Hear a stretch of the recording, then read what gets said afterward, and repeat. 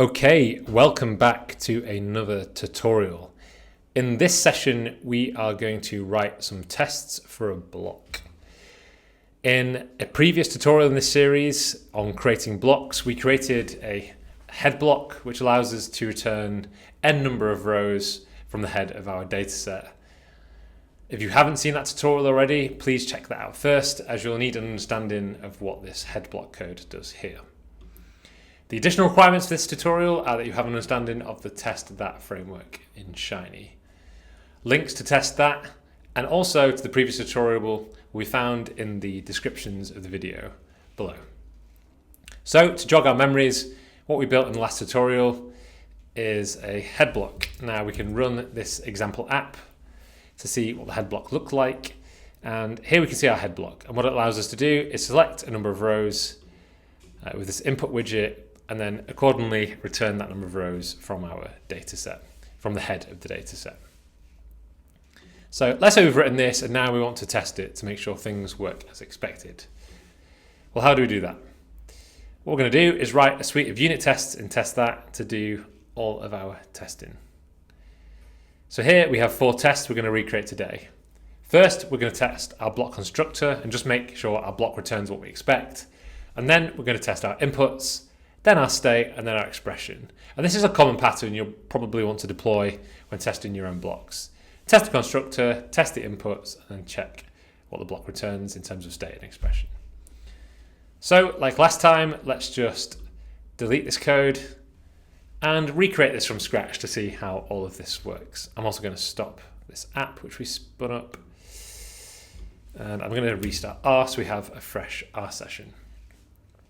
Okay, so the first thing I'm going to do is create the testthat file we need. So for that, I'm going to use this and then use test, and we can say use test head, and now we get a nice testhead.r file where we need it, where we can put our expectations.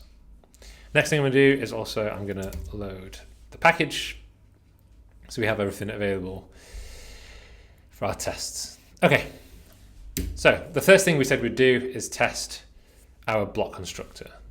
So I'm going to grab the code for our block and put it over on the side to see how remind ourselves how it works. So typically a block will be built by a block constructor. Here we have a constructor called new example head block. And as part of this constructor, we can specify a class. So here we have example head block. So the first thing we might want to do is just check that when we call our constructor, do we actually return the correct class of object? So to do that, we can write testthat, put our description, so we can just say block constructor returns the correct class, let's say. And then we can just use some standard expectations from testthat. So we can say check S3 class because this is an S3 object. And we want to check the class of our new example head block. So that's what our constructor is called. And it should return example head block. So let's run this test, and voila, test passed. Great. And if we wanted, we could also inspect this in the console to see what the object looks like. And we can double check that we're doing this right. We can check the class and we can see we have example head block there. So everything seems to be working as expected. Okay, the next thing we're going to do is test our inputs. So in our block, we have one input, which is this n numeric input. Now we actually want to test that as we change the value of this n, that the input also changes in the server correctly. So we're going to start by writing another testthat function call. And this time, let's just put inputs work, I guess, as expected. And now we're going to introduce a new function called testServer. So this is re-exported by blockr core, but this actually comes from Shiny. So we can spin up the help docs for testServer. And what we can see is that it takes predominantly 3 arguments: app, expression, and args. And what this testServer function allows us to do is essentially recreate a mock app in our tests. So we can simulate what our blockr application will do inside of our testing environment, which is exactly what we want. Now, the first argument to test server is app. And here we can just put app, and then we can put the name of our block. So here, new example, head block. And then from that, we can then do $expression server. So what's going on here? Well, the first thing to note is that in the documentation, it says it expects a server function or a module function, where a function with the first argument ID that calls module server. Now, what do we have in our constructor? Well, we return module server with ID. So in fact, we are actually just returning a shiny module, which is exactly what our test server function wants. Now, if we use this $expression server and just run this in our console, we can see that what we actually return is just the shiny module server function from our constructor, and that's exactly what we need to pass in to app here. Okay, and the next thing is expression. We're going to ignore args for now, this will come in later. So expression is where we actually test our expectations, just like we have done here. And we can also run some shiny code in our expression. So an expression, the first thing we're going to do is set inputs. So if we look in the expression documentation, it says we can have input, output, and session parameters. So we can say session $set inputs. And what this allows us to do is recreate the setting of inputs in the UI. So here we could say, let's set the input, for example, to 2.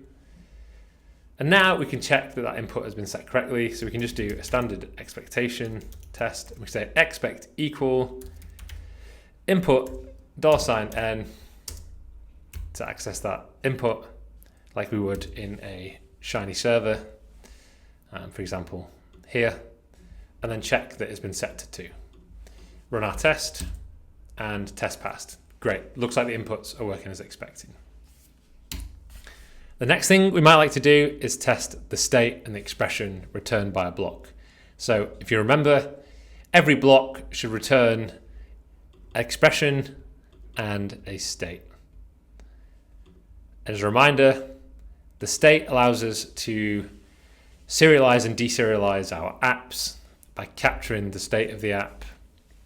And the expression allows us to capture the computation of our modules so we can recreate our code outside of a shiny context.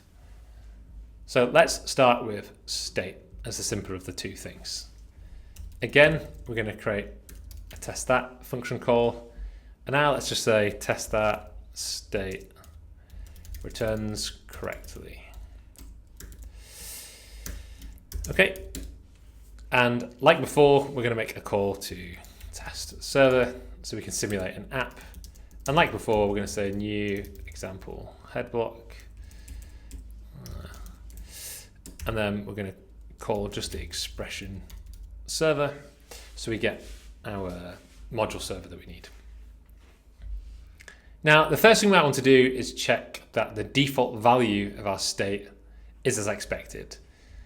So in our constructor, in our function signature, we passed the argument n, and if we haven't set anything in the input, then the state should just take this default argument value here. So let's check that is what actually happens, and to do that, let's just write an expression where we say expect equal,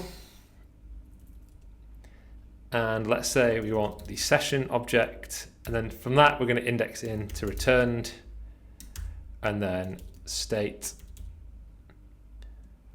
and then finally let's go to n. And in this case, n is going to be a reactive, so we need to access it with parentheses, and we said the default should be 6L, i.e. 6. So let's run the test passed. Okay, great, looks like it's working. Let's just throw a different value in there to make sure it doesn't just say test passed for any value. Great, test failed. And we check Y, yeah, they expect 6, which is what our default is. So let's put that back, rerun our test. Okay, nice, test passed. The next thing you might want to do is check that when we change our input value n, i.e. the user changes the value in the UI, that the state is then updated to reflect these user inputs. So to do that, we can set inputs like we did in the previous test to simulate that behavior. And now this time we can recheck the state, but it should now have changed to 2. And we run our test. Great, test passed. So we can see it captures both the default value from the function signature and captures the changes that happen by the user. Great, the last thing we're going to test now then is the expression, which captures the computation happening. So let's start by writing another testthat function call, and we'll just say expression returns correctly. And as ever, we're going to use our test server function. I'm just going to copy this over to save typing this time. And like before, what we're going to do is first set some user action. So let's just say, like before, the user has changed the input to 2. What we now want to do is try and evaluate this expression and make sure that we only get 2 rows returned and that everything has performed or computed as expected. So to do that, what we need to do is capture the expression from the session object. So here we captured the state. This time we're going to index in instead to the expression, and then we need to evaluate the expression as well. So to do that, we can create an expression, and let's get our session object, and then we need to index in, so we can say returned and then expression, and the last thing we need to do is actually evaluate this, because this is unevaluated,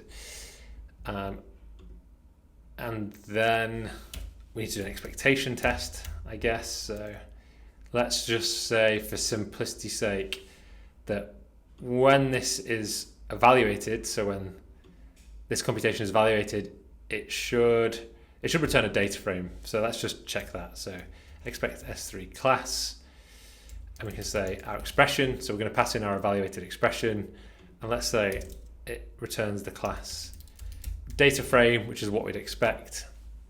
And I think a pitfall here that people might fall into is, while we're rendering a data table object to the display, the non-shiny reactive expression that we're building actually returns a data frame. So that's an important distinction. So here we're trying to capture the data frame because that's what the expression will evaluate to. And let's run this. Now it's going to return an error, and the reason is we need to introduce this third argument. Let's just run this and see what the error says. So test fails. And if we check the error, we can see argument data is missing with no default. So if we look in our expression, we can see it takes data and it takes n, and we haven't yet supplied data. We've only supplied n by setting this input.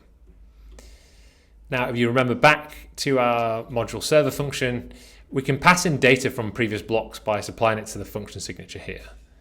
Now, the way this works in test server is that we have this args argument where we can pass additional arguments to the module function, i.e. we can pass this data, which is exactly what we want. So to do that, we can say args equals list, and then we'll just say data equals penguins to recreate what we did last time. And now when we run this test, we can see that the test passed. Great. So to recap, when writing tests for our blocks, we'll typically test the constructor. We'll then test that the inputs worked as expected, and then finally we'll check that these additional items returned by our block, i.e. expression and state, are also returned and evaluate correctly. To learn more about these session objects, I encourage you to write some tests, throw some browser statements in, and really interact with these objects to see all the things they return.